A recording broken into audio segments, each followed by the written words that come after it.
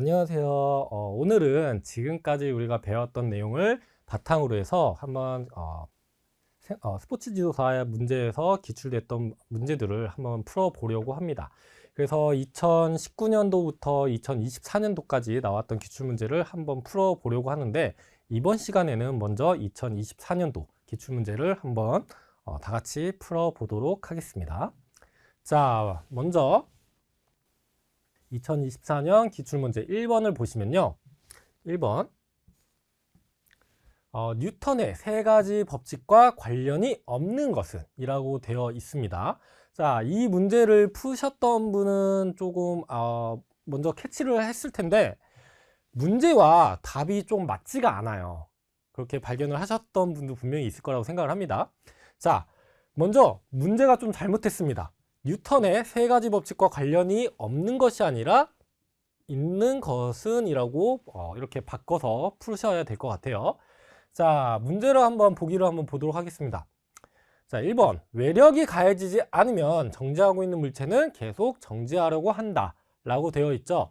뉴턴의 세 가지 법칙이라고 한다면 먼저 관성의 법칙이라고 한다면 지금 현재의 상태를 움직이는 상태, 운동 상태를 그대로 유지하려는 성질을 관성이라고 한다고 했습니다. 그렇다면 관성의 법칙이라는 것은 지금 내가 정지하고 있다면 계속 정지하려고 하는 성향이 가지고 있고, 내가 움직이고 있다면 그 움직이는 속도, 등속도 운동으로 계속 움직이려고 하는 성질을 갖고 있다라는 게 관성의 법칙이죠. 그래서 1번은 관성의 법칙을 설명을 하는 것이기 때문에 얘는 관련이 있는 것으로 볼 수가 있겠죠. 자, 2번 가속도는 물체에 가해진 힘에 비례한다 라고 되어 있습니다. 얘는 가속도의 법칙이라 말할 수가 있겠습니다. 가속도의 법칙. 자, 우리가 알고 있는 힘은 질량 곱하기 가속도로 표현을 할 수가 있겠죠. 그러면 가속도로 바꿔준다고 한다면 힘을 질량으로 나눌 수가 있겠죠.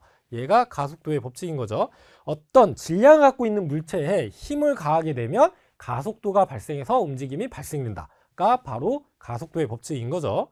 자, 3번 수직 점프를 할 때 지면을 강하게 눌러야 높게 올라갈 수 있다는 작용 반작용의 법칙이죠. 작용 반작용의 법칙. 자, 뉴턴의 3법칙, 작용 반작용의 법칙은 내가 어떤 물체에 힘을 가하면 그 물체도 나한테 힘을 가하는데 힘의 방향은 반대이다 라는 게 작용 반작용의 법칙이죠. 그래서 내가 지면에 힘을 가하면 지면도 나한테 힘을 가한다. 같은 크기의 힘이지만 방향은 서로 반대 방향을 뜻하는 거죠. 그래서 3번도 맞다라고 볼 수가 있겠죠. 관련이 있는 걸로 볼 수가 있을 것 같습니다. 자, 4번은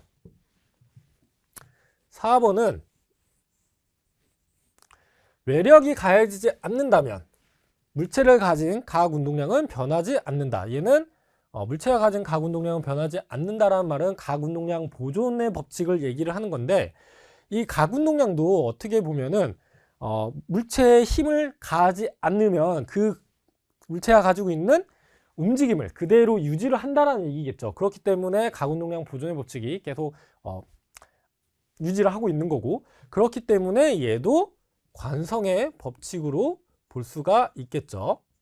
관성의 법칙에 해당이 된다라고 볼 수가 있을 겁니다. 그래서 뉴턴의 세 가지 법칙과 이 네 가지의 보기는 서로 다 연관이 있다라고 볼 수가 있을 것 같습니다. 자, 그래서 정답은 모두 정답이라고 볼 수가 있겠고요. 자, 이번에는 2번을 한번 살펴보도록 하겠습니다. 2번. 자, 보기에서 힘에 관한 설명으로 옳은 것을 모두 골라보라고 되어 있습니다. 자, 먼저 기억을 보시면 움직임을 일으키는 원인으로 에너지이다 라고 되어 있죠. 얘도 틀렸죠. 움직임을 일으키는 원인은 바로 힘인 거죠. 힘에는 크게 내력과 외력으로 나눠지는데, 우리의 움직임, 우리 신체가 움직일 수 있는 원인은 이 바로 내력이고, 그 내력은 근력이죠. 근력. 자, 그리고 외력으로는 마찰력이라던가 부력, 항력, 양력 등의 힘들을 다 이 외력에 포함이 되겠죠. 그래서 아까도 말씀드렸던 힘은 질량 곱하기 가속도. 그래서 어떤 물체에 힘을 가하면 움직임이 발생된다. 즉, 움직임을 일으키는 원인은 힘이다 라고 얘기를 할 수가 있을 것 같습니다. 그래서 기억은 틀렸고요. 자, 니은 질량과 가속도의 곱으로 결정을 할 수가 있다. 니은은 맞는 말이죠. 니은은 맞는 말. 자, 단위는 뉴턴이다 라고 되어 있습니다. 단위는 질량 곱하기 가속도를 곱함으로써 힘을 표현하는데, 질량의 단위는 킬로그램, 그리고 가속도의 단위는 미터 퍼 세크의 제곱이죠. 그래서 힘은 킬로그램 미터 퍼 세크 제곱으로 표현을 할 수가 있습니다. 그리고 얘를 통틀어서 힘이라는 개념을 뉴턴이라는 학자가 발견을 해서 이 힘이라는 단위를 뉴턴이라고 하는데, 이 킬로그램 미터 퍼 세크 제곱을 뉴턴이라고도 표현을 할 수가 있는 거죠. 그래서 단위는 뉴턴이다도 맞다고 얘기를 할 수가 있습니다. 자, 리을 크기를 갖는 스칼라이다. 힘은 크기와 방향을 모두 갖고 있는 스칼라가 아닌 벡터의 성질을 가지고 있다라고 벡터의 성질을 가지고 있다라고 강의 시간에도 말씀을 드렸던 것 같아요. 자, 스칼라는 크기만을 갖고 있는 성질을 스칼라라고 했죠. 그래서 예를 들면은 뭐 거리라던가 아니면 속력, 크기만을 갖고 있는 것을 스칼라라고 하고, 그리고 크기와 방향성을 모두 갖고 있는 뭐 예를 들면 변이라던가 아니면 속도, 가속도, 힘을 다 벡터의 성질, 크기와 방향을 모두 갖고 있는 벡터의 성질을 갖고 있다라고도 말씀을 드렸습니다. 기억이 나시죠? 그래서 2번의 답은 3번이라고 볼 수가 있겠네요. 자, 이번에는 3번을 한번 살펴보도록 하겠습니다. 자, 쇼트트랙 경기에서 원운동을 할 때 원심력과 구심력에 관한 설명으로 옳은 것은 이라고 되어 있습니다. 자, 원운동이라고 하는 거는 어떤 축을 중점으로 해서 어떤 물체가 회전 운동을 하는 것을 가지고 원운동이라고 하죠. 회전 운동이라고 하는데, 이때는 이 물체가 안으로 발생하는 힘, 즉 안으로 축으로부터 잡아당기는 힘인 구심력과 그리고 이 물체가 바깥으로 나가려는 가상적인 힘을 가지고 원심력이라고 하죠. 이 원심력과 구심력의 힘의 크기가 같아서 평행 상태를 이루면서 회전 운동을 하는 게 원운동인 거죠. 만약에 구심력이 크게 되면은 이 물체는 안으로 회전을 할 거고요. 원심력이 크게 되면은 이 물체는 바깥으로 나가겠죠. 그래서 구심력과 원심력이 서로 평행 상태를 이루는 상태에서 회전을 한 축을 중점으로 회전한 것을 가지고 원운동이라고 하죠. 자, 그러면 1번부터 한번 살펴볼게요. 자, 원심력과 구심력은 크기가 같고 방향이 반대이다. 원심력과 구심력은 크기가 같고 하지만 방향은 서로 반대. 원심력은 나가려고 하고 구심력은 안으로 잡아당기는 힘을 구심력이라고 한다고 했으니까 1번은 맞는 말이 되겠죠. 자, 원심력은 원운동을 하는 선수의 질량과 관계가 없다라고 되어 있는데, 구심력과 원심력의 공식을 한번 살펴보면 R분의 질량 곱하기 속도의 제곱으로 표현을 할 수가 있습니다. 선 운동 관점에서 봤을 때 여기서 R은 회전 반경, 얘를 말하는 거겠죠. 그러면 이 원심력 또는 구심력의 공식은 질량과 관계가 없는 것이 아니라 질량과 관계가 있겠죠. 그래서 2번은 틀렸고, 자, 원심력을 극복하는 방법으로 반지름을 작게 하여 원운동을 한다 라고 되어 있는데, 원심력을 극복하는 방법으로는 이 말은 즉 원심력을 작게 한다라는 말인 거죠. 왜냐? 원심력은 회전 운동에서 바깥으로 나가게 하는 힘이니까 이 바깥으로 나가게 하는 힘을 작게 한다 라는 것은 원심력을 극복하는 방법으로 볼 수가 있는 거고, 그리고 원심력을 작게 해야 한다는 말인 거죠. 그러면 원심력이 이 R분의 mv 제곱인데, 그러면 이 반지름 회전 반경을 크게 하면 할수록 원심력은 작아지게 되겠죠. 서로 반비례 관계니까. 그래서 작게 하여가 아니라 크게 해서 원운동을 하면은 원심력을 극복할 수가 있겠죠. 그래서 3번도 틀렸고요. 자, 4번. 신체를 원운동 중심의 방향으로 기울이는 것은 접선 속도를 크게 만들기 위함이다 라고 되어 있습니다. 자, 신체를 원운동 중심의 방향으로 기울인다는 것은 R을 점점 작게 만든다는 얘기인 거죠. 그러면 작게 만들면 구심력은 커지게 되겠죠. 그쵸? 그러면 구심력을 커지게 되는 거니까 접선 속도가 크게 만드는 게 아니라 구심력을 크게 만든다라고 볼 수가 있겠죠. 그래서 4번도 틀렸다라고 볼 수가 있을 겁니다. 자, 3번하고 4번하고 조금 헷갈릴 수가 있는데 3번은 원심력에 대한 얘기를 하는 거고요. 원심력과 구심력은 결국은 공식은 같아요. 공식은 같습니다. 왜냐하면 원심력의 크기와 구심력의 크기가 같아야만 회전 운동을 하고 있기 때문에 공식으로는 같다라고 볼 수 있는데 3번 같은 경우는 원심력에 대한 얘기인 거고 4번은 구심력에 대한 얘기이기 때문에 이 하나의 공식에서 이 회전 반경을 크게 하느냐 작게 하느냐에 따라서 이 원심력과 구심력을 서로 조절할 수가 있다라고 보시면 될 것 같습니다. 자, 다음은 4번. 자, 선운동량 또는 충격량에 관한 설명으로 옳은 것을 한번 골라보라고 되어 있습니다. 문제가. 자, 선운동량이라고 하는 것은 어떤 물체가 운동을 하고 있을 때 그 물체의 운동의 양을 선운동량이라고 하죠. 그래서 운동량은 질량 곱하기 속도로 표현을 할 수가 있습니다. 자, 충격량도 마찬가지로 어떤 물체가 충돌을 했을 때 그 충격의 양을 충격량이라고 한다고 했죠. 그래서 서로 부딪히는 두 물체가 부딪혔을 때 한 물체가 다른 물체에 주는 힘, 충격력과 그리고 두 물체가 접촉하고 있는 시간을 곱함으로써 충격량을 표현을 한다라고 했습니다. 그리고 이 충격량과 운동량의 관계는 서로 같다라고 볼 수가 있다라고도 얘기를 했죠. 물론 여기에 속도의 변화량이 들어가긴 하겠지만요. 자, 얘를 바탕으로 1, 2, 3, 4번을 한번 살펴보도록 할게요. 1번, 선 운동량은 질량과 속도를 더하여 결정되는 물리량이다 라고 되어 있습니다. 자, 공식을 보면은 질량과 속도를 더하는 게 아니라 곱하는 거죠. 그래서 얘는 잘못됐고요. 자, 2번, 충격량은 충격력과 충돌이 가해진 시간의 곱으로 결정되는 물리량이다. 자, 두 물체가 충돌했을 때 이 물체의 이쪽 주먹에 힘을 전하는 충격력과 그리고 이 두 물체가 서로 접촉하고 있는 시간, 충격력을 주는 시간, 충돌이 가해진 시간의 곱으로 표현을 할 수가 있겠죠. 그래서 2번이 정답이겠죠. 자, 3번을 보시면 시간에 따른 흰 그래프에서 접선의 기울기는 충격량을 의미한다 라고 되어 있는데, 자, 힘과 그리고 시간에 대한 그래프를 보시면 뭐 이런 식으로 보통 나타나긴 하는데, 여기서 접선의 기울기가 충격량을 의미하는 것이 아니라 이 면적이 F 곱하기 T라는 이 면적이 충격량을 의미하겠죠. 그래서 기울기가 아니라 면적을 뜻하는 거기 때문에 3번도 틀렸습니다. 자, 4번.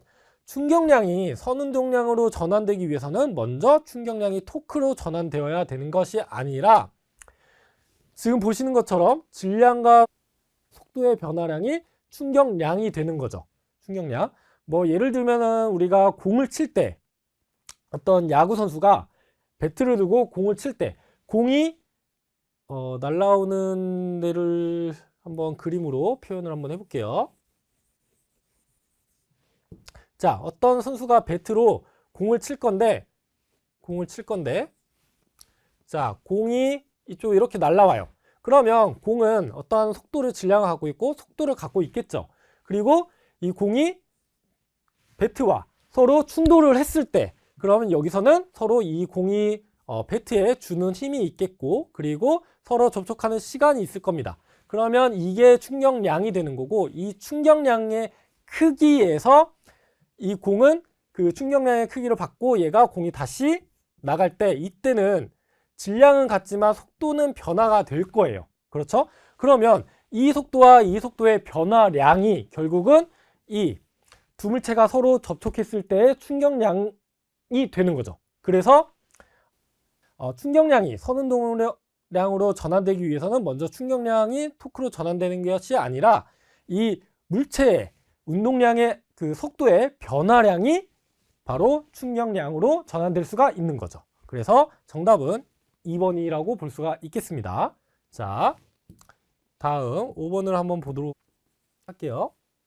자, 5번을 보시면 운동학적 분석과 운동역학적 분석에 관한 설명으로 옳지 않은 것은 골라보라고 합니다. 자, 우리가 그동안 배웠던 운동역학, 스포츠 바이오메카닉스라는 큰 범주의 운동역학이 있죠. 운동역학. 제가 뭐 글씨는 좀 잘 못 쓰지만, 뭐 이제 스포츠 바이오메카닉스라는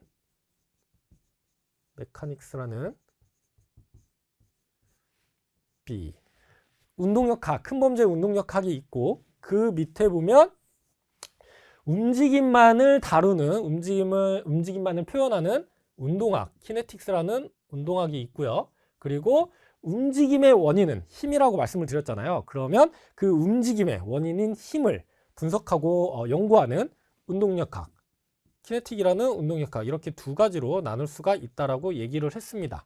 기억나시죠? 그리고 이 운동학과 운동역학에도 어떤 움직임에 따라서 또 두 가지로 분류가 되는데, 움직임이라고 한다면 선운동이나 곡선운동의 병진운동, 그리고 어떤 축을 중점으로 하는 회전운동, 이렇게 두 가지로 나눠서 운동학에도 병진운동과 그리고 회전운동, 그리고 운동역학도 병진운동과 선운동이죠. 회전운동, 이렇게 두 가지의 움직임으로 나눠서 큰 범주의 운동역학에서 이렇게 나타낼 수가 있는 거죠. 자, 얘를 토대로 한번 문제를 살펴볼게요. 자, 1번 일률, 속도, 힘은 운동역학적 분석 요인이다. 운동역학적 분석 요인, 얘는 운동역학적이라는 거는 힘을 다룬다라고 얘기를 했죠. 그러면 여기서 일률, 힘은 힘에 관련된 얘기이기 때문에 이 두 가지의 변이는 운동역학적인 요소지만, 이 속도는 움직임에 대한 표현인 거죠. 그래서 속도가 포함이 되어 있기 때문에 1번은 틀렸습니다.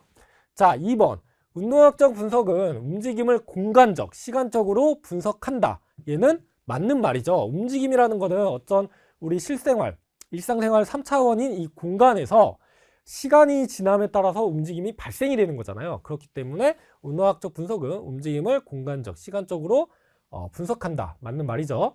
자, 3번 근전도 분석, 지면발력 분석은 운동역학적 분석 방법이다 라고 되어 있습니다. 운동역학적 분석, 힘. 자, 지면발력, 지면에 대한 반력, 힘자죠. 힘력자. 그래서 지면발력 분석은 운동역학적 분석에 해당이 되고요. 그리고 근전도, 근전도라는 거는 근육의 활성도를 측정하는 장비입니다. 그래서 근전도 분석이라고 한다면 우리가 어떤 움직임을 나타냈을 때 그 움직임을 나타내기 위해서 근육이 얼마만큼 활성을 하고 있는지를 측정하는 분석 방법이죠. 그래서 얘도 근전도 분석도 힘에 관련된 요인이라고, 분석 방법이라고 볼 수가 있겠습니다. 그래서 3번도 맞고. 자, 4번 신체 중심점의 위치 변화, 관절 각의 변화는 운동학적 분석 요인이다.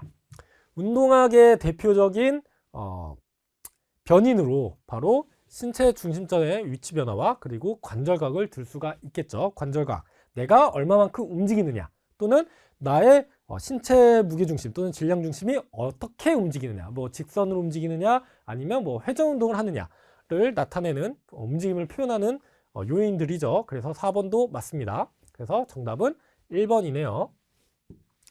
자, 이번에는 6번. 6번을 보시면 다음 보기에서 물리량에 대한 설명으로 옳은 것만 골라보라고 되어 있습니다. 먼저 기억. 압력은 단위 면적당 가해지는 힘이며 벡터이다라고 되어 있죠. 압력이라는 거는 내가 어떤 면적에 또는 점에 힘을 가하는 것을 압력이라고 하죠. 그래서 힘에 해당이 되고요. 그리고 힘이라는 거는 크기와 방향을 모두 갖고 있는 벡터의 성질을 나타낸다라고 얘기를 했습니다. 그래서 기억은 맞죠. 자, 니은, 일은 단위 시간당 에너지의 변화율이며 벡터이다라고 되어 있습니다. 자, 일은 제가 어떤 물체에 힘을 가했을 때 이 물체가 힘을 받고 얼마만큼 이동을 한, 이러한 물리량을 가지고 일이라고 한다라고 했었죠. 그래서 일은 힘 곱하기 이동한 거리로 표현을 할 수 있더라라는 거. 그리고 에너지라는 거는 이 일을 할 수 있는 능력을 바로 에너지라고 한다라고 얘기를 했었습니다. 그래서 일은 에너지의 변화량으로 표현을 할 수가 있는 거죠. 그래서 어떠한 초기에 갖고 있는 에너지, 그리고 움직임에 따라서 그 에너지가 변화가 되면 그 변화된 에너지를 우리는 일이다 라고 말하는 거죠. 그래서 단위 시간당이 아니라 일은 에너지의 변화율이다 라고 볼 수가 있습니다. 그래서 니은은 틀렸고요. 자, 마찰력은 두 물체의 마찰로 발생되는 힘이며 스칼라다 라고 되어 있습니다. 자, 마찰이라는 거는 어떤 물체의 지면에 있을 때 이 물체가 움직이면 방향은 서로 반대 방향으로 발생되는 힘, 못 가게 하는 저항력이 마찰력인 거죠. 그래서 마찰력은 두 물체의 마찰로 발생하는 힘은 맞아요. 하지만 힘이라는 거는 크기와 방향을 모두 갖고 있는 벡터의 성질을 나타낸다고 했으니까 스칼라가 아니라 벡터다. 그래서 디귿도 틀렸습니다.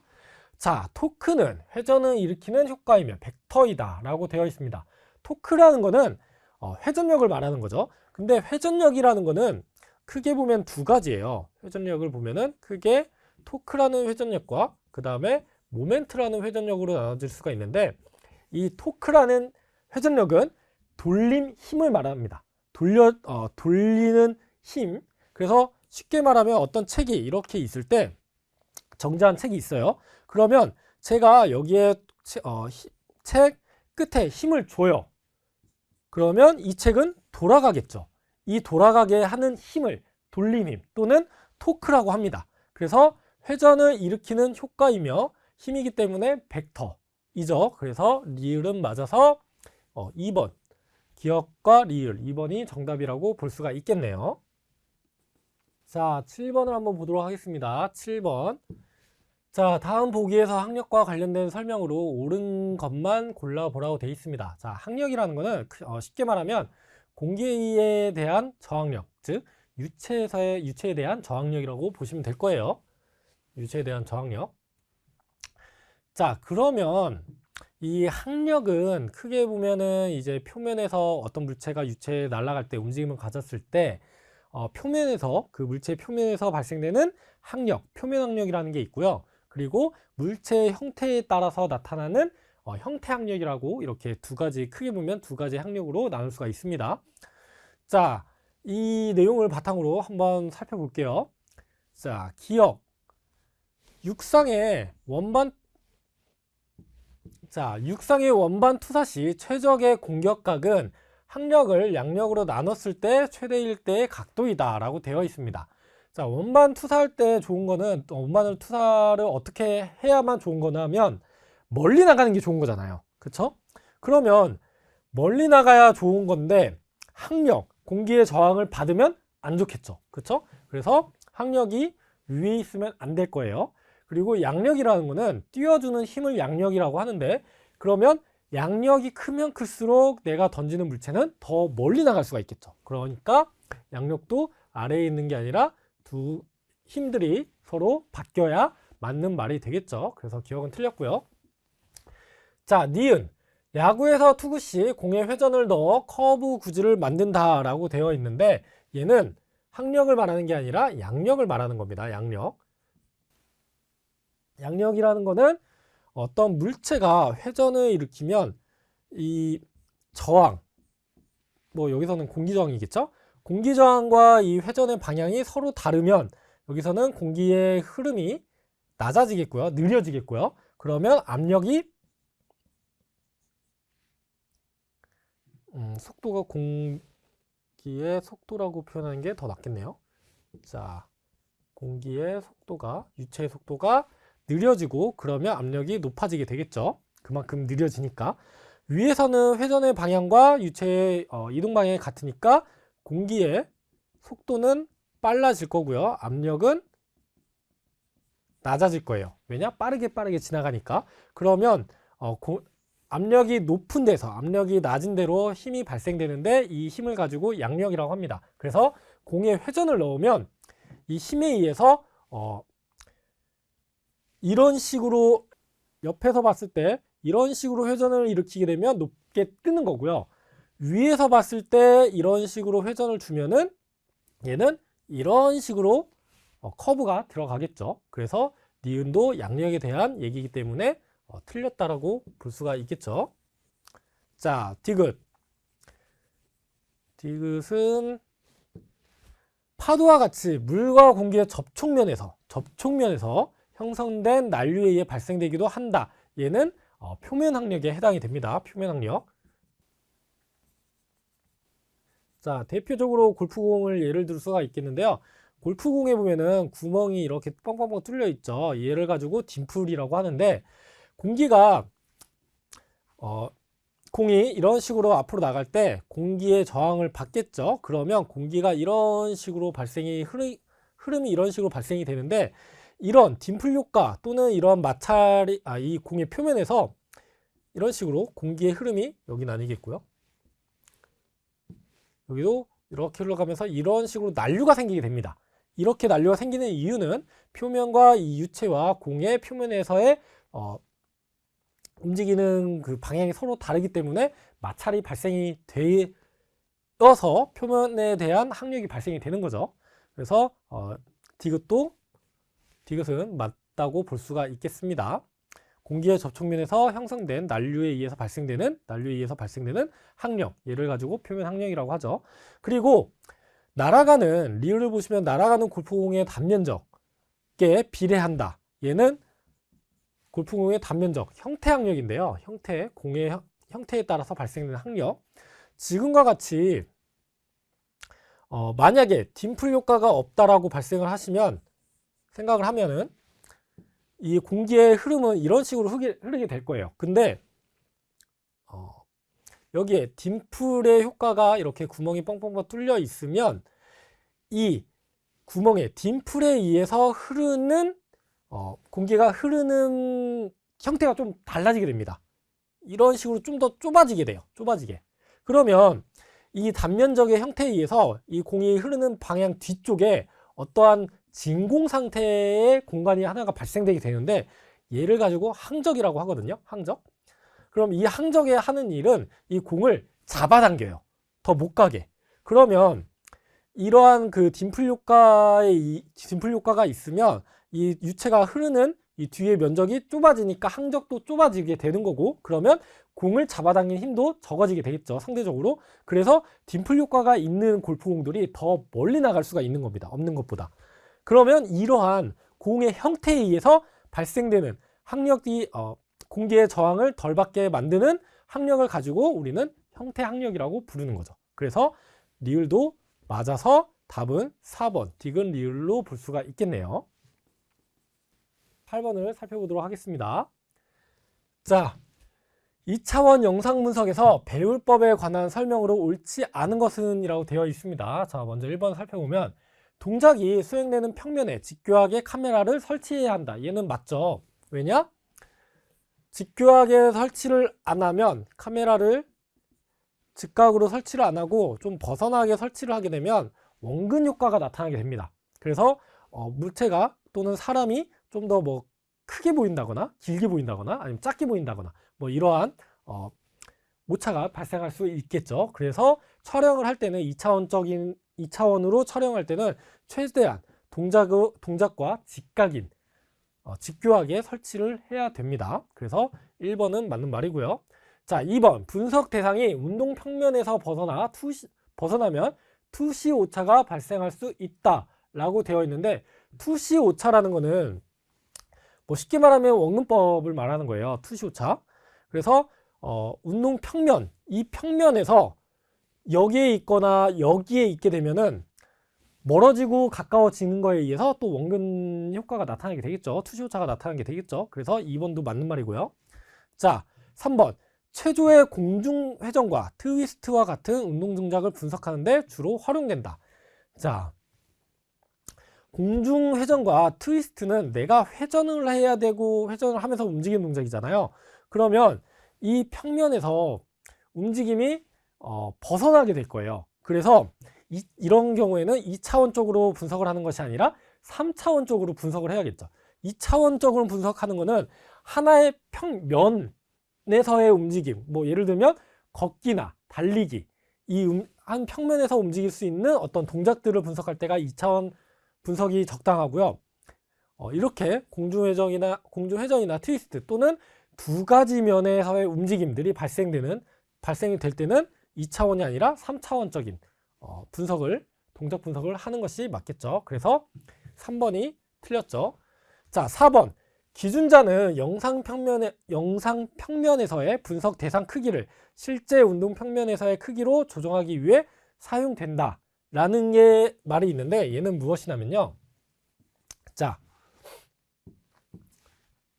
우리가 비디오 카메라를 통해서 촬영을 하잖아요. 그러면 촬영을 한 다음에 컴퓨터를 통해서 영상을 틀면은 여기에 사람이 또는 물체가 이렇게 있을 거예요. 그런데 이 사람이 움직인다라고 가정을 하면 얼마만큼 움직였는가, 또는 이 사람의 키는 어느 정도가 되는가, 이런 것들은 알 수가 없어요. 그래서 이때에는 기준자는 실제 평면에서의 크기와 조정하기 위해서 간단한 길이가 정해져 있는 것을 같은 평면상에, 사람이 여기 평면에 있다고 한다면 이 평면에 길이를 알고 있는 거를 같이 갖다 놓습니다. 그러면 영상에서는 그 물체와 같이 촬영이 되겠죠? 근데 우리는 얘의 길이를 알아요. 예를 들어서 1m다. 그러면 이 1m만큼 이 사람의 길이도 우리는 측정을 할 수가 있겠죠. 네. 그래서 영상 평면에서의 분석 대상의 크기를 실제 운동 평면에서의 크기로 조정하기 위해서 어떤 물체나 아니면 기준점이 되는 것들을 갖다 놓고 촬영하는 것이 중요합니다. 분석할 때에는. 그래서 4번도 맞기 때문에 3번이 틀렸다고 볼 수가 있는 거죠. 자, 9번을 한번 보도록 하겠습니다. 각운동. 각운동이라는 거는 회전운동을 말합니다. 회전운동. 자, 회전운동에 대한 설명으로 옳은 것만 골라보라고 되어 있는데, 자, 기억, 각속력은 벡터이고 각속도는 스칼라이다 라고 되어 있습니다. 자, 속력과 우리가 선운동에서는 속력이라고 하고요. 회전운동이 포함이 되어 있으면, 회전이 포함되어 있으면 이때는 각속력이라고 하죠. 각속력. 그리고 속력과 마찬가지로 선운동에서는 속도라고 하고, 또 그리고 회전에서는 각속도라고 하죠. 각속도.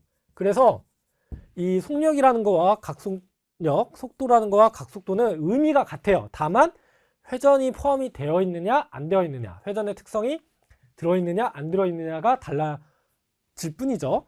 자, 그러면 속력이라는 거는 크기만을 갖고 있는 스칼라라고 예전에 제가 강의할 때 얘기를 했고요.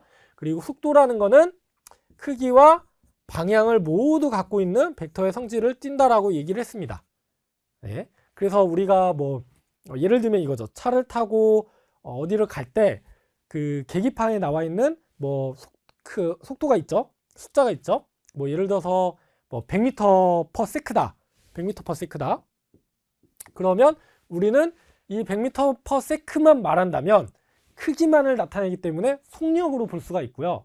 여기에 우리가 강원도로 간다, 아니면 한시 방향으로 간다, 어디면 북쪽으로 간다 라고 방향까지 같이 얘기하면 이때는 속도의 개념으로 볼 수가 있는 거죠.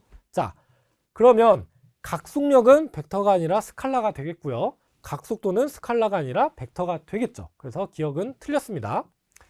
자, 각속력은 시간당 각거리이다 라고 되어 있는데, 속력은 이동한 총 거리를 시간으로 나누는 것을 가지고 우리는 속력이라고 한다고 했어요.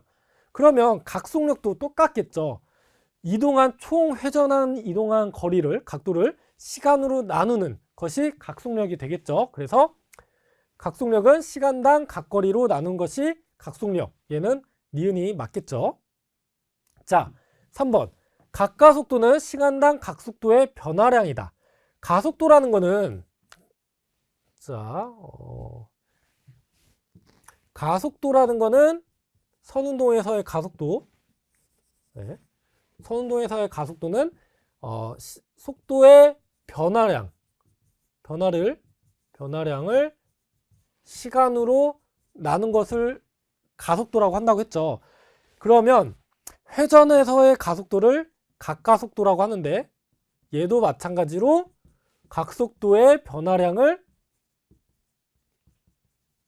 시간으로 나누는 게 바로 각속도가 되겠죠. 각가속도. 그래서 각가속도는 시간당 각속도의 변화량이다. 얘도 맞겠죠. 아까 니은이 맞았었죠. 자, 리을. 각거리는 물체의 처음과 마지막의 각 위치의 변화량이다 라고 되어 있는데, 얘는 일단 틀렸습니다. 변화량이 아니라 총 이동한 거리를, 각도를 각거리라고 합니다. 자, 거리와 변이라는 게 있는데, 거리와 변이라는 게 있는데, 거리라는 거는 뭐 예를 들어서 어떤 물체가 이런 식으로 가서 여기에 도달했어요. 그러면 여기서부터 여기까지 갔던 이 총 이동한 길이를 거리라고 하는 거고요. 변이라는 거는 여기서 여기까지 갔을 때 최단 거리를 변이라고 합니다. 변이. 그래서 거리와 변이는 전혀 다른 개념이죠. 마찬가지로 어떤 물체가 회전을 했을 때 두 바퀴를 돈다. 그러면 각 거리는 두 바퀴. 360도 곱하기 360도니까 720도가 되겠죠. 720도가 각 거리가 되는 거고, 각 변이는 여기서 이만큼 간 거니까, 한 바퀴만 간 거니까 두 바퀴를 돌더라도 각 변이는 360도가 되겠죠. 이렇게 두 개의 개념이 서로 달라요. 이거 반드시 개념의 차이를 알아두셨으면 좋겠습니다. 그래서 리을, 각거리는 물체의 처음과 마지막에 각 위치의 변화량이 아니라 총 이동한 각도를 각거리라고 하는 거죠. 그래서 리을도 틀렸습니다. 그래서 답은 3번 니은디은이 되겠네요. 자, 이번에는 10번을 한번 살펴볼게요. 10번. 자, 기억 리을에 들어갈 내용이 바르게 제시된 것은 이라고 되어 있어요. 지금 보니까 부력에 대한 설명이네요. 부력. 자, 부력은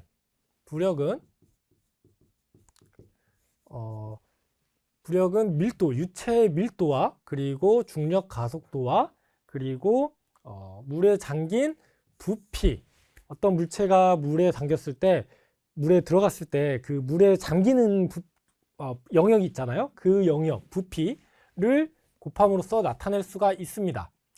자, 그러면 얘를 가지고 한번 살펴볼게요.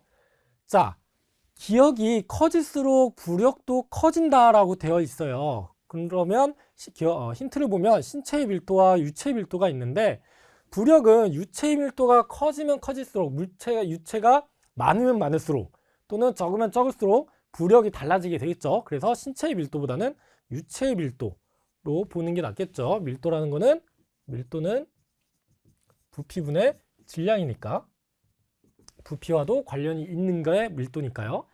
자, 니은. 니은이 올라갈수록 부력은 작아진다라고 되어 있는데, 얘는 신체의 온도가 아니라 물의 온도라고 볼 수가 있습니다. 자, 물의 온도가 우리가 뭐 물이나 공기나 마찬가지인데, 공기를 보면요, 따뜻한 공기가 있고 차가운 공기가 있잖아요. 차가운 공기는 밀도가 높아서 가라앉는 그 차가운 공기는 밑으로 내려가려는 성질을 갖고 있고요. 뜨거운 공기, 따뜻한 공기는 밀도가 낮아서 얘는 올라가려는 성질을 갖고 있어요. 그러면 차가운 공기 또는 따뜻한 공기 밀도에 따라서 이게 변화가 되잖아요. 그러면 물의 온도가 올라간다라는 거는 따뜻한 물이니까 밀도가 내려가겠죠. 그렇죠? 밀도가 내려간다고 한 거는 부력이 작아진다는 말이 되겠죠. 그렇죠? 그래서 니은은 물의 온도로 보면 될 것 같습니다. 자, 자, 디귿. 수중에서의 자세 변화에 따라 달라진다라고 되어 있는데, 이거는 여러분께서 뭐 수영장에서 몸에 힘을 빼고 누웠을 때 뜨는 것을 생각하면 아마 쉽게 생각하실 수가 있을 것 같아요. 자, 물에 우리가 딱 누웠을 때 가만히 누워 있으면 힘을 빼면은 물론 뜨긴 하지만, 여기에 손을 이렇게 들고 누워 있으면 뜨기가 더 편해요. 그 이유는 여기서 부력 중점이라는 게 있는데, 부력 중심이라는 것도 있고, 그리고 우리는 신체는, 모든 물체는 무게중심이라는 게 있잖아요. 그 무게중심과 부력 중심의 위치가 거의 맞아 떨어져요. 그렇기 때문에 팔을 위로 벌렸을 때가 물에 뜨기가 더 쉽습니다. 네. 그리고 만약에 팔을 내리면 무게중심점이 내려가게 돼요. 부력 중심보다. 그래서 발이 좀 더 내려가려는 성질이 더 강하게 되는 거죠. 네. 그리고 만약에 고개를 든다라고 하면 고개를 들게 되면 부력 중점이 아래로 내려가게 됩니다. 왜냐? 부력이라는 거는 물에 잠기는 부피가 해당이 된다고 했잖아요. 고개를 위로 이렇게 뜨게 되면 이만큼이 원래는 딱 누웠을 때 머리에 물에 잠겨야 되는데 그게 뜨게 되니까 부피가 작아지게 되는 거죠. 줄어들게 되는 거죠. 그래서 부피 중점이 이쪽 오른쪽으로 움직이게 되고, 그러면 무게중심점은 그대로 있기 때문에 무게중심점 쪽으로 얘가 이렇게 내려가게 되는 거죠. 그래서 고개를 들게 되면요, 다리가 물로 잠기는 게 아니라 상체가 물로 잠기려는 성질이 더 강하게 돼요. 네. 그래서 얘는 부력의 중심 위치가 어디에냐 따라서, 자세의 변화에 따라서 부력 중심의 위치가 변하게 되고, 그래서 뜨거나 아니면 어떤 신체 일부분이 뜨거나 가라앉게 되는 거죠. 그래서 유체의 밀도와 물의 온도와 그 다음에 부력의 중심 위치로 볼 수가 있겠네요, 디귿은. 자, 리을은 물에 잠긴 신체 부피, 그쵸? 물에 잠긴 신체 부피에 비례하여 수직으로 밀어 올리는 힘이다가 바로 부력이죠. 부력. 항력이라는 거는 아까 유체가 어떤 유체 속에서 물체가 지나갈 때 그 유체에 대한 저항을 항력이라고 한다고 했죠. 대표적인 게 공기저항. 그래서 10번의 답은 4번으로 볼 수가 있겠네요. 4번. 자, 이번에는 11번을 보도록 하겠습니다. 자, 보기와 같이 조건을 A에서 B로 변경했을 때, 2m에서 1m로 변경했을 때 기역 디귿에 들어갈 내용으로 바르게 나열한 것은 이라고 되어 있습니다. 단, 가운동량과 그리고 줄과 공의 질량은 변화가 없다라고 되어 있습니다. 가운동량은 관성 모멘트 곱하기 각속도로 표현을 할 수가 있고, 관성 모멘트는 질량 곱하기 회전 반경의 제곱으로 표현을 할 수가 있다라고 했었죠. 자, 그러면 회전축에서 공까지의 거리를 1m로 줄이면 회전 반경은 2m에서 1m로 줄였으니까 거리는 2분의 1로 줄었을 거예요. 그쵸? 2분의 1. 자, 2분의 1로 줄어들고 관성 모멘트는 얘죠. 그러면 2m일 때는 제곱이니까 2의 제곱이니까 질량은 변함이 없고 4m으로 쓸 수가 있는 거고, 얘가 1m로 줄어들면 1의 제곱이니까 1m으로 이렇게 쓸 수가 있겠죠. 관성 모멘트는. 그러면 얘는 4분의 1로 줄었습니다. 그쵸? 그래서 관성 모멘트는 4분의 1로 감소하기 때문에 공의 회전 속도는 디귿으로 증가한다 라고 되어 있는데, 가운동량은 2m일 때나 1m일 때나 같기 때문에 얘가 4분의 1로 줄었으면 얘는 4배로 증가를 해야겠죠. 그쵸? 그래야 가운동량이 2m대의 가운동량과 1m대의 가운동량이 서로 같을 테니까. 그래서 여기는 4배. 그래서 답을 보시면 2분의 1, 4분의 1, 4회전. 얘가 답이겠네요. 4번. 4번이 답입니다. 네. 자, 이번에는 자, 12번을 살펴보도록 하겠습니다. 12번은 질에 대한 내용이네요. 질에. 인체에 적용되는 질의 원리에 관한 설명으로 옳지 않은 것은. 자, 운동력학에서 질에는 크게 3가지가 있다고 했습니다. 크게 3가지. 1종 지뢰와 2종 지뢰, 그 다음에 3종 지뢰가 있다라고, 3종 지뢰가 있다라고 했습니다. 자, 1종 지뢰는 우리가 알고 있는 시소 또는 저울, 뭐 이런 것들이 있겠죠.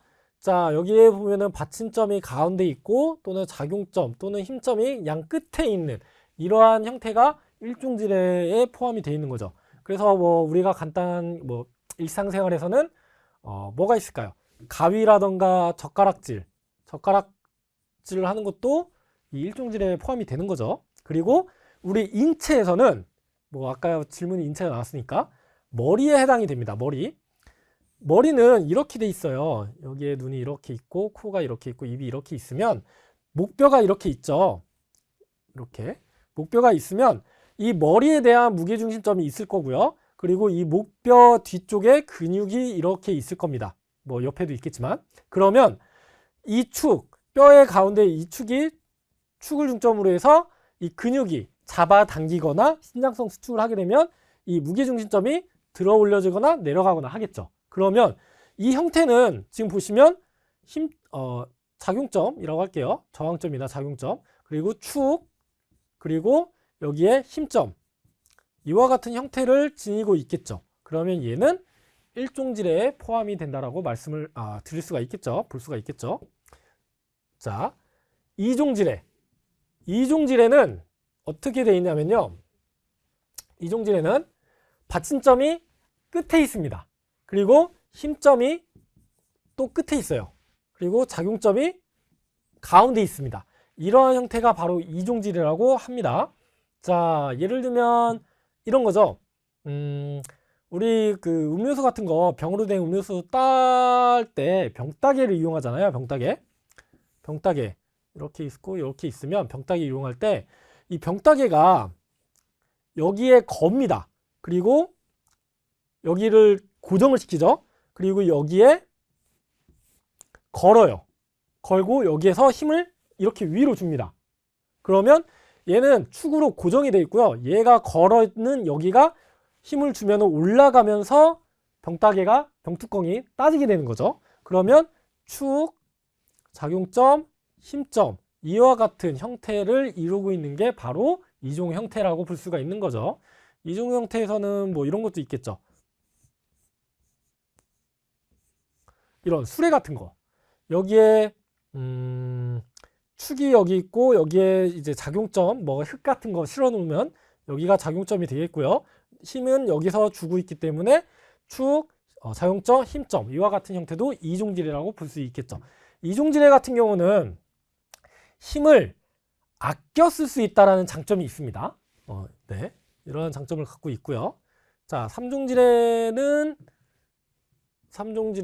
반대로 축이 있으면 힘점이 여기 있고 그 다음에 저항점이 여기 있는 이와 같은 형태가 바로 삼종질해입니다. 뭐 예를 들면 이런 거 있죠. 삽으로 어떤 흙을 풀 때 여기가 축이 되고요. 우리는 손으로 여기를 잡고 있죠. 여기를 주면서 푸잖아요. 그리고 여기는 흙을 실어 놓으면 여기가 저항점 또는 작용점이 돼서 축을 중점으로 힘을 이렇게 주면 얘가 들어 올려지죠. 그래서 축, 힘, 저항점 이와 같은 형태를 갖고 있는 게 바로 삼종질이라고 볼 수 있는데, 이 삼종질에는 힘이 이종질에 비해서 많이 들어간다는 단점을 갖고 있습니다. 네, 그런 단점을 갖고 있어서 이 내용을 바탕으로 문제를 보시면, 자, 일종은 받침점이 먼저 있는 게 아니고 저항점, 받침점, 힘점, 그리고 이종질에는 받침점, 저항점, 힘점으로 되어 있는 거고, 그 다음에 삼종질에는 받침점, 힘점, 저항점으로 되어 있는 거가 이거죠. 질이죠. 자, 1번을 보시면 일종질에서 축은 힘점과 저항점 사이에 위치하고 역학적 이점이 1보다 크거나 작을 수 있다. 일종은 이거 말씀 안 드렸네요. 역학적 이점이라는 거는 힘팔을 저항팔로 나누는 거거든요. 저항팔. 힘팔이라는 거는 축이 이렇게 있으면 힘점이 있고 저항점이 있으면 이 축으로부터 힘점까지 작용하는 힘점까지의 길이를 힘팔이라고 하고요. 그리고 저항점까지의 길이를 저항팔이라고 합니다. 또는 작용팔이라고 하죠. 네. 그래서 일종질에는 힘점이나 저항점이 어디 위치에 있느냐에 따라서 1보다 클 수도 있고 1보다 작을 수도 있어요. 그래서 1보다 크거나 작을 수 있다. 얘는 맞는 말이죠. 자, 이종질에는 저항점이 힘점과 이종질에는 저항점이 힘점 사이에 위치하고 역학적 이점이 1보다 크다. 조금 문제가 좀 잘못됐네요. 자, 이종질에는 저항점이 힘점과 축 사이에 있다라고 좀 수정을 하셔야 될 것 같아요. 힘점과 축, 받침점 사이에 위치하고 있고, 얘는 힘팔이 더 길죠. 힘팔이 받침점으로부터 더 멀리 있으니까 힘팔이 더 길기 때문에 1보다 큽니다. 1보다 무조건 얘가 크겠죠. 1보다 무조건 큽니다. 그래서 2번도 맞아요. 역학적 이점이 1보다 크다라는 말은 그만큼 힘을 조금 절약할 수 있다라는 뜻이고요. 그리고 1보다 작으면 힘을 더 많이 쓴다는 얘기예요. 네. 그리고 이것도 3번이죠. 네. 자, 3종지뢰에서 힘점은 축과 저항점 사이에 위치하고 3종지뢰는 힘점이 축과 저항점 사이에 위치하고 역학적 이점이 1보다 크다. 저항점 사이에 있다라는 거는 힘팔이 작다라는 거잖아요. 저항팔이 더 큰 거고, 그러면 저항팔이 더 크고 힘팔이 작기 때문에 역학적 이점은 1보다 무조건 작게 나옵니다. 왜냐? 힘팔이 더 작으니까. 그래서 얘는 크다가 아니라 작다로서 3번이 정답인 거죠. 자, 지면에서 수직 방향으로 발 뒤꿈치를 들고 서는 동작은 이종지뢰다라고 되어 있는데, 이종지뢰는 받침점, 작용점, 힘점이 이종지뢰라고 했잖아요. 자, 우리가 이렇게 그리면 안 될 것 같고, 자, 우리가 까치발로 들 때 이렇게 서 있죠. 그리고 이렇게 서 있는데, 자, 까치발로 서 있게 되면 여기가 축일 거예요. 발 앞꿈치가 축이 됩니다. 그리고 무게중심점 여기에 있을 거고요. 축보다 뒤에 있겠죠, 당연히. 그리고 까치발을 쓰게 하는 근육은 이 뒤에 있어요. 이 뒤에. 우리가 아킬레스건하고 연결되어 있는 비복근이라던가 아니면 가자미근이라고 하는 근육들이 이 뒤에 있는데, 그 근육들에 의해서 얘를 까치발을 쓸 수가 있는 거죠. 그러면 힘점은 뒤에 있게 되겠죠. 그러면 축, 받침점, 작용점, 힘점, 이종지뢰와 같은 형태를 띠고 있으니까 발 뒤꿈치를 들고 서 있는 거는 바로 이종지뢰다라고 얘기를 할 수가 있는 거죠. 그래서 4번도 맞고 3번이 틀렸습니다. 자, 13번 한번 살펴보도록 하겠습니다. 13번.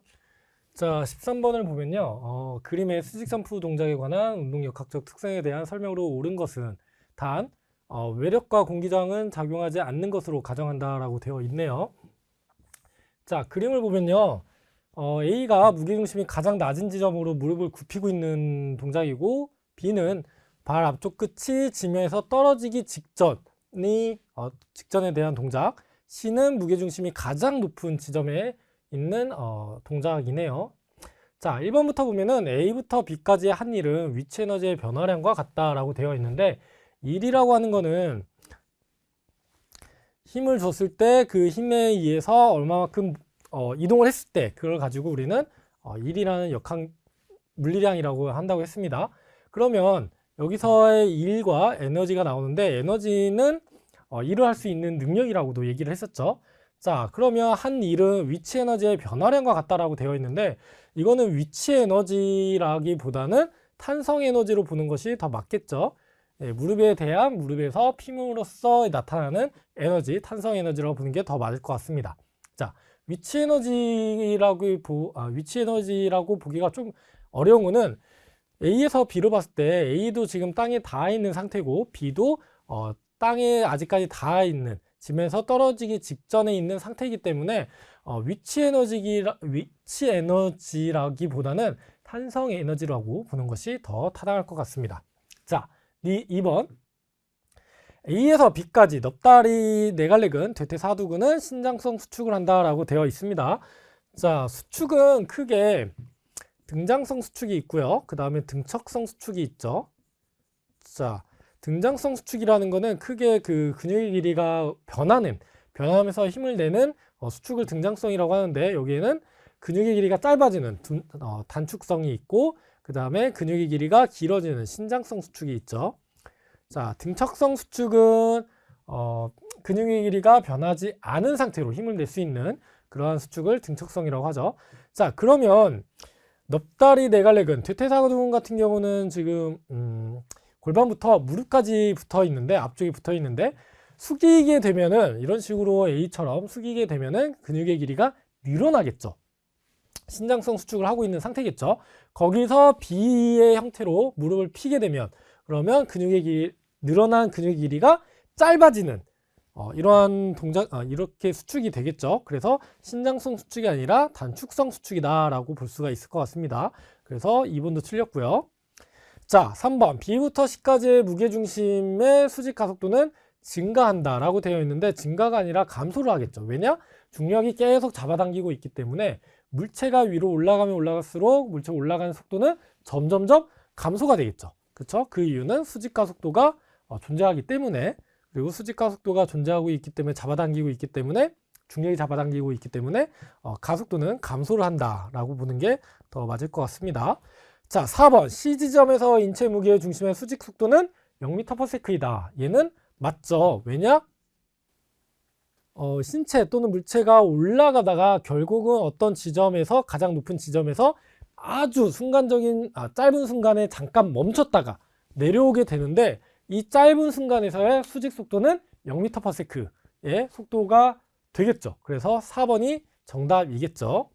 자, 이번에는 14번을 한번 살펴보도록 하겠습니다.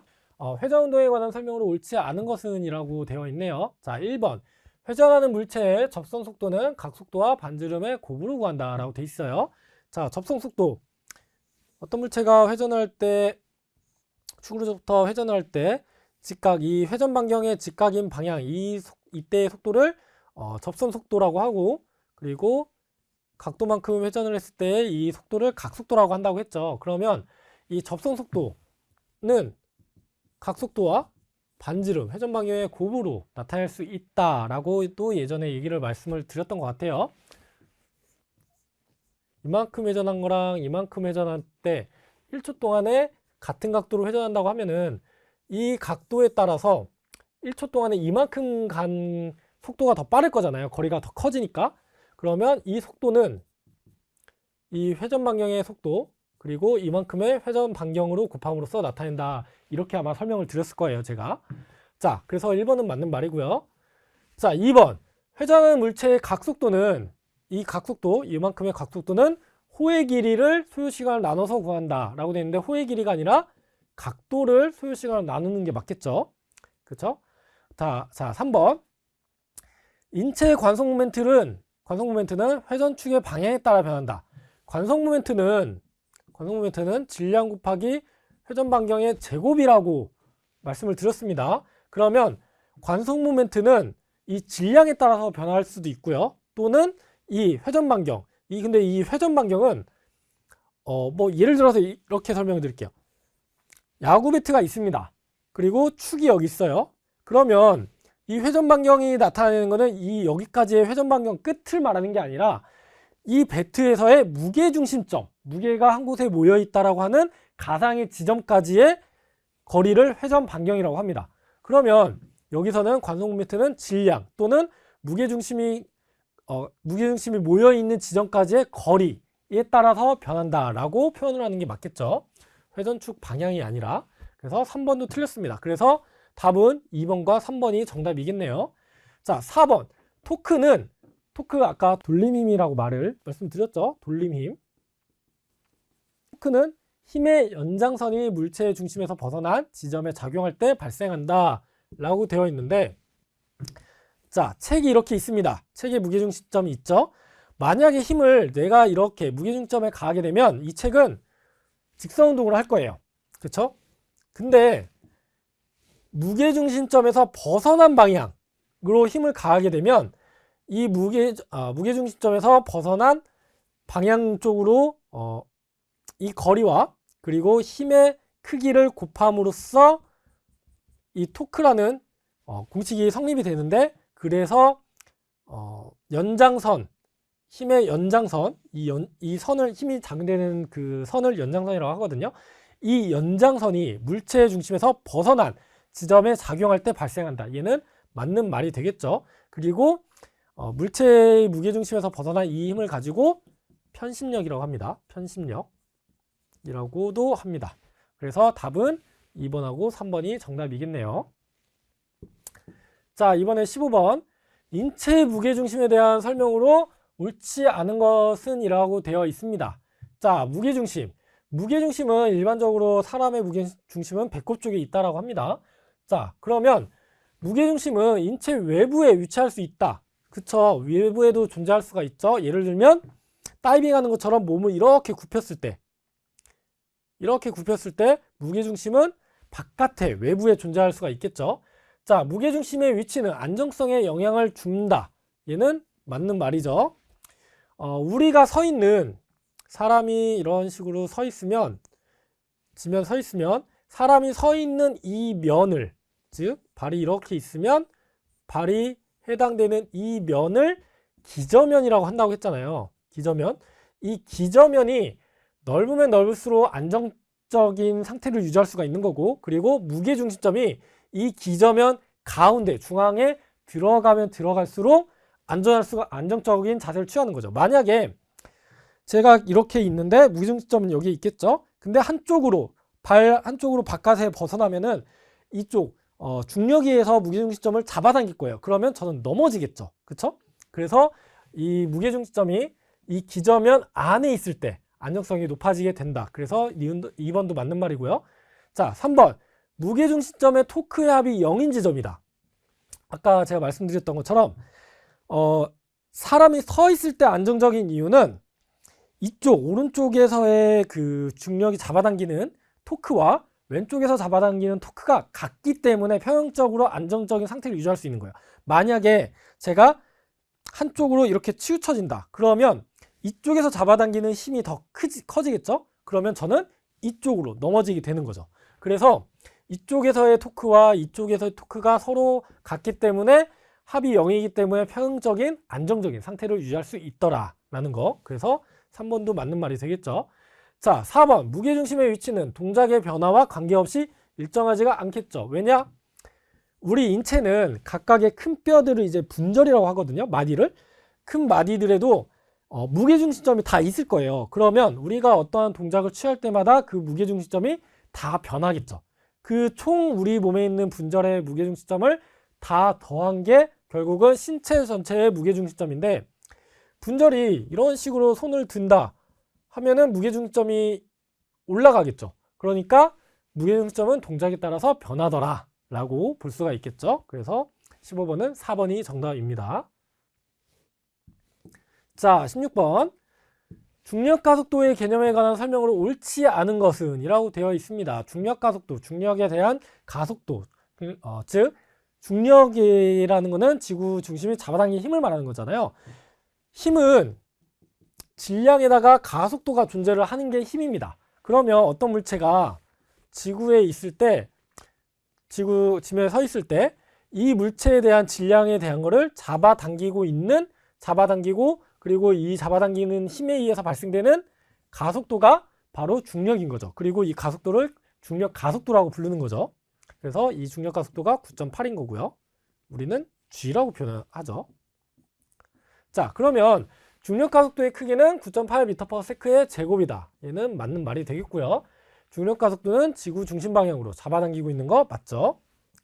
자, 인체의 무게는 질량과 중력 가속도의 곱으로 산출된다. 이게 바로 중력이 잡아당기는 이 힘이 바로 무게가 되는 거죠. 네. 왜냐? 어떤 우리 사람, 제가 만약에 여기 서 있어요. 제가 70kg이에요. 중력이 계속 잡아당기고 있죠. 제 무게를 중력 가속도로 잡아당기고 있으니까, 즉 질량 곱하기 중력 가속도, 그게 힘인 거잖아요. 그러니까 무게가 중력이 되는 거죠. 즉 쉽게 말씀드리면, 그래서 3번도 맞는 말이 되는 겁니다. 근데 여기서 알아둘 거는 무게가 결국은 중력과 같은 크기를 갖고 있지만 개념적으로 봤을 때는 무게와 중력은 서로 다릅니다. 중력은 지구가 잡아당기는 힘을 중력이라고 하는 거고, 그 중력에 의해서 발생되는 힘의 효과를 무게라고 하는 거죠. 네. 그래서 무게와 중력은 크기는 같지만 엄밀하게 말씀을 드리자면 개념은 조금 다르다라는 거, 차이점을 반드시 알아두셨으면 좋겠습니다. 자, 4번. 토스한 배구공이 상승하는 과정에서 중력 가속도의 영향을 받지 않을 수가 없겠죠. 그렇죠? 공이 올라가면은 계속 잡아당기고 있기 때문에 점점점 속도가 감소가 될 거예요. 그러다가 내려올 때는 중력에 의해서 속도가 증가가 되겠죠. 그렇기 때문에 영향을 받지 않을 수가 없다. 그래서 정답은 4번이 정답이겠죠. 자, 17번. 자, 인체 근골격계에 관한 설명으로 옳은 것을 골라보라고 하네요. 근골격계 수축은 관절에서 회전운동을 일으키지 못한다 라고 되어 있는데, 우리의 움직임은 자, 팔이죠. 팔. 여기에 윗팔, 아랫팔, 주먹이 있습니다. 그러면 이 아랫팔과 주먹이 이 부분이 움직이려면 관절을 중심으로 얘네가 움직입니다. 그렇죠? 그러면 관절은 축이 되는 거예요. 이 축을 중점으로 회전 운동을 하는 거죠. 그래서 골격근의 수축은 관절에서 회전 운동을 일으키지 못한다가 아니라 관절을 축으로 해서 회전 운동을 일으키게 되는 거죠. 그래서 1번은 틀렸고요.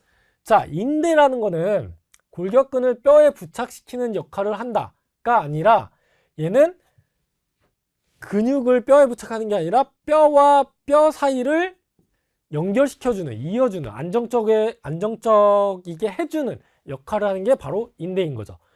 예를 들면 가장 대표적인 인대가 무릎에 십자인대가 있겠죠. 무릎을 보면은 두 개의 뼈가 이렇게 되어 있죠. 여기에 경골이라는 뼈와 그 다음에 대퇴골이라는 뼈가 이렇게 있으면 여기에 십자 방향으로 이런 식으로 서로 엇갈리게 있는 것이 인대인데, 얘네가 하는 역할은 무릎의 안정성을 더 증가를, 향상을 시켜주는 역할을 하는 거죠. 그래서 근육과 뼈에 부착되어 있는 게 아니라 뼈와 뼈에 부착이 되어 있다. 그래서 2번도 틀렸고요. 자, 작용근, 주동근이라고 하는 작용근은 위도한 운동을 발생시키는 근육이다. 얘는 맞죠? 자, 우리가 근육의 운동에 따른 형태로 근육을 좀 나누면은 주동근이라고 하는 게 있고요. 그 다음에 기랑근이라는 게 있죠. 그 다음에 협력근이라는 게 있죠. 협력근 이렇게 세 가지가 있는데, 주동근이라는 거는 내가 어떤 움직임을 발생시키는데 주로 쓰는 메인이 되는 근육을 주동근이라고 하죠. 예를 들면은 팔을 굽히는데 이때 쓰는 거는 이두근이잖아요. 이두가 여기 어깨부터 팔꿈치까지 달려 있으면 얘가 단축성 수축을 함으로써 팔이 굽혀지는 건데, 이때 팔을 굽히는 메인 근육은 이두가 되는 거죠. 그러면 이두는 주동근이라고 하는 거고, 이때 반대쪽에 있는 근육을 기랑근, 삼두근을 말하는 거죠. 삼두근이라고 하죠. 그리고 협력근이라는 거는 팔을 굽히는데 주동근 이외에 협동을 해주는 근육을 협력근이라고 하는 거죠. 그래서 작용근은 유도한 운동을 발생시키는 근육이다. 맞는 얘기인 거죠. 자, 4번. 팔꿈치 관절에서의 굽힌근의 수축은 관절의 각도를 커지게 하는 게 아니라 작아지게 하는 거죠. 작아지게 하는. 그래서 4번도 틀려서 정답은 3번이었습니다. 자, 18번을 한번 볼게요. 자, 기저면. 아까 말씀드렸죠. 기저면. 안정성과 연관이 있는 용어가 기저면이죠. 기저면의 변화를 통해 안정성을 증가시키는 동작으로 옳지 않은 것은 이라고 돼 있어요. 자, 기저면이라는 거는 바닥에 되어 있는 면적을 기저면이라고 합니다. 뭐 예를 들어서 두 발로 서 있을 때는 이 두 발에 대한 면적, 한 발이면은 이 한 발에 대한 면적이 기저면이 되는 거고, 만약에 여기에 지팡이까지 같이 서 있다 그러면 이 부분이 기저면이 되는 거고, 그리고 만약에 지팡이를 두 개를 대고 있다 그러면 이만큼이 기저면이 되어 있는 거죠. 이만큼이 기저면이 되는 거죠. 그래서 이렇게 뭐 지팡이를 하나 들 때보다 두 개로 될 때가 더 안정적인 이유가 기저면이 크기 때문이다 라고 볼 수가 있는 거죠. 자, 그러면 1번을 보시면 산에서 내려오며 산악용 스틱을 사용하여 지면을 지지하는 거, 기저면이 더 커지겠죠. 그래서 안정적이다라고 볼 수가 있겠죠. 안정성이 향상됐다라고 볼 수가 있는 거고, 자, 씨름에서 상대방이 옆으로 당기자 다리를 좌우로 벌린다. 좌우로 벌리는 것도 발을 이 상태로 벌리면 그만큼 기저면이 커지게 되겠죠. 이만큼의 기저면에서 이만큼의 기저면으로 커지게 되니까 얘도 안정성을 향상시킨다라고 볼 수가 있겠죠. 자, 평균대의 예팔서기 동작에서 양팔을 좌우로 벌린다. 얘는 팔을 벌리는 거니까 얘는 안정성, 기저면을 넓힌다라기보다는 균형성, 내가 넘어지지 않게끔 해주는 균형성을 향상을 시키는 거죠. 그래서 얘는 틀렸죠. 자, 4번 스키점프 착지 동작에서 다리를 앞뒤로 교차하여 벌린다 라는 거는, 벌리는 동작은 벌려서 결국은 착지를 하는 거니까, 착지 동작에서 그냥 두 발로 이렇게 착지하는 것보다 이런 식으로 착지를 하면은 이만큼의 그 기저면이 더 넓어지겠죠. 그렇죠? 그러면 얘에 비해서 얘가 기저면이 커지니까 얘도 안정성이 높아진다라고 얘기할 수가 있겠죠. 그래서 정답은 3번이라고 볼 수가 있겠네요. 자, 19번 역학적 일과 일률에 대한 개념에 대한 설명으로 옳은 것은 이라고 되어 있습니다. 일이라는 거는 힘을 줬을 때 그 물체가 얼마만큼 이동을 했다. 그러면 그 힘을 주는 거 곱하기 이동한 걸 가지고 우리는 일이라고 한다고 했습니다. 일률이라는 거는 그 일을, 시간당 일을 얼마만큼 했는가, 파워라고도 하는데 얘를 시간으로 나누는 것을 일률이라고 하죠. 자, 근데 여기서 또 재밌는 게 있는데, 일이라는 거는 힘 곱하기 이동거리라고 했잖아요. 그러면 이렇게 나눴을 수가 있겠죠. 근데 이동한 거리를 시간으로 나누는 거를 우리는 속도 또는 속력이라고 한다고 했죠. 물론 속도라고 표현을 하겠습니다. 그러면 힘 곱하기 속도라고도 표현을 할 수가 있는 게 바로 일률인 거죠. 이렇게도 표현할 수 있습니다. 얘가 바로 우리가 운동을 할 때나 스포츠 활동을 할 때 쓰는 순발력이라고 하는 거죠. 자, 일의 단위는 와트 또는 줄 퍼 세크다. 자, 일의 단위는 얘가 뉴턴이고 얘가 미터죠. 미터, 이동한 거리니까. 그래서 뉴턴 미터라고도 쓰고요. 또는 줄이라고도 씁니다. 그래서 줄 퍼 세크가 아니라 뉴턴 미터 또는 줄이라고 이렇게 쓰는 게 맞죠. 저기서 말하는 와트나 줄 퍼 세크는 파워의 단위입니다. 파워. 얘는 일이 줄이고 시간으로 나눈 거니까 줄 퍼 세크로 쓸 수가 있죠. 얘를 우리는 또 다른 용어로 와트라고 또 씁니다. 그래서 1번은 틀렸고요. 자, 일률은 힘과 속도로 곱한다. 이렇게도 표현을 할 수가 있다고 했습니다. 우리 스포츠에서 그 순발력이라고 표현을 하는. 그래서 얘도 맞고요. 자, 일률은 이동한 거리를 고려하지 않을 수가 없죠. 여기에 이동한 거리가 있으니까 결국은 이동한 거리를 고려를 해야만 일률을 표현할 수가 있죠. 그래서 얘도 틀렸고요. 자, 일은 가해진 힘의 크기에 반비례가 아니라 비례를 하고 있죠. 그래서 얘도 틀렸습니다. 그래서 정답은 2번이라고 할 수가 있겠네요. 자, 마지막 20번. 자, 운동역학을 스포츠 현장에 적용한 사례로 옳지 않은 것을 골라보라고 합니다. 자, 1번을 보시면 멀리뛰기에서 도약력을 측정하기 위한 지면발력 분석, 지면발력, 운동역학, 키네틱이라는, 여기서 말하는 게 키네틱을 말하는 건지 아니면 스포츠 바이오메카닉스를 말하는 건지는 모르겠지만 보기를 보면은 좀 알 수가 있겠죠. 바이오메카닉스. 자, 한번 볼게요. 멀리뛰기에서 도약력을 측정을 위한 지면발력, 얘는 힘을 나타내는 키네틱에 해당이 되겠죠. 운동역학. 자, 다이빙에서 가운동량을 산출하기 위한 3차원 영상 분석, 얘는 움직임을 표현을 하는 거니까 운동학을 표현을 하는 거겠죠. 키네매틱이라는.